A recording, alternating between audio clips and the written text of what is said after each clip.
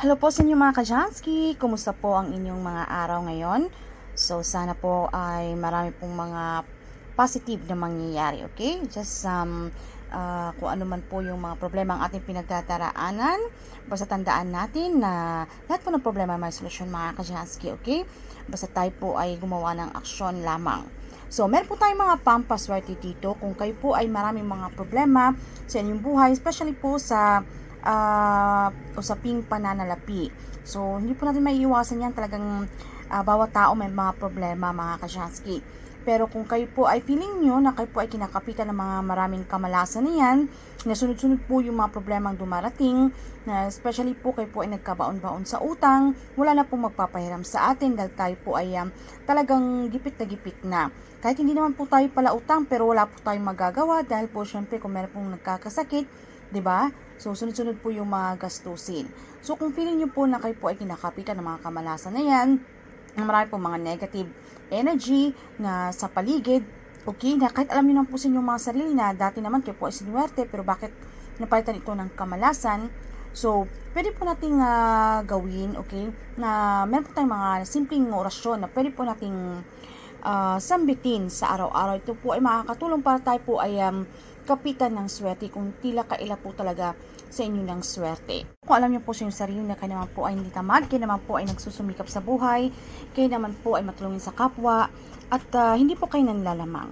So, tila kailap lamang po ng swerte na kahit ano pong gawin nating pagsusumikap ay talagang marami pong mga negative energy, marami pong laging may hadlang, marami pong lagi pong may kontra, okay? So, hindi din po natin alam mga Kajansky na kahit kung halimbawa kung meron po kayo mga negosyo, dati na po kayo po ay sinuwerte, baka hindi po natin alam, meron po mga inggit sa paligid, mga evil eye na yan, meron po mga bad intention, okay? So, kailan meron po tayong mga pangontra dyan, okay? Sa mga negative energy sa paligid. Po ang inyong paniniwala sa itong mga pampaswerte, wala pong mawawala sa atin mga Kajansky kung atin pong susubukan. Gaya nga po ng sinabi ko kanina, especially po kung alam niyo po sa inyong sarili na deserve niyo po ang bagay na inyong hinihiling kay universe. So, sa pamamagitan po ng mga prosesong ito na ipinaparating po natin kay universe, na tayo po ay ready nang makareceive ng blessings na yan. Dahil deserve po natin yan. Meron po tayo ditong isang orasyon mga Kajansky na kung saan ang ibig sabihin nito na ay malakas po ito mag-attract ng swerte kung ano man pong mga problema sa usaping pananalapi,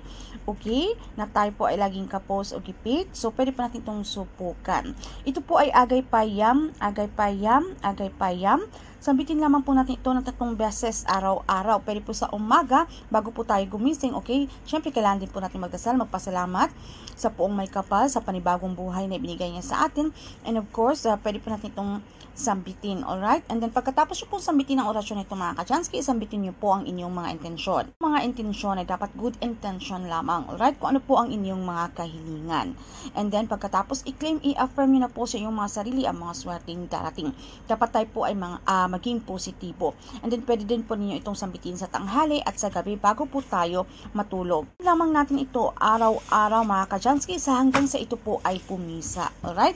So, wala pong masama kung atin pong itong susubukan itong mga pampaswerte. Kung ikaw po ay nega, huwag nyo lang po itong subukan mga Kajansky dahil hindi po talaga ito mag-work sa inyo. At kung ikaw po ay tamad na umaasa lamang po sa swerte at umuupo ka na lang po sa buong maghapon at na umaasa ka na lang po sa grasya na lalapit po sa inyo, ay hindi po ito mangyayari talaga. So, ito po ay sabayan po natin ng aksyon, mga pagpaplanong gagawin. Sinabi ko, kung kayo naman po ay hindi tamad, kayo naman po ay nagsusumikap sa buhay, na tila kay ilap lamang po ng swerte. At sa pamamagitan po ng prosesong ito na pinaparating natin kay universe, na tayo po ay ready nang makareceive ng blessings na yan. Okay? Patuloy pa rin po tayong magsumikap, wag po tayong mawala ng pag-asa.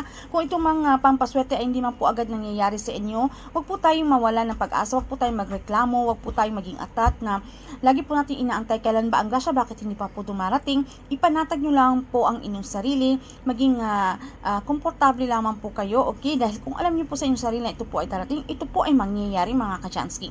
Dahil deserve nyo po yan, alright? So, agay payam, subukan nyo po yan mga Kajansky. Malay nyo po ito po ay makatulong sa inyo. Naman po mga Kajansky, maraming salamat sa inyong walang sawang pagsuporta dito sa panunood sa ating channel or sa ating page. Kung meron po kayong mga katanungan o hindi naman masyadong naintindihan, ay pwede po kayong mag-comment.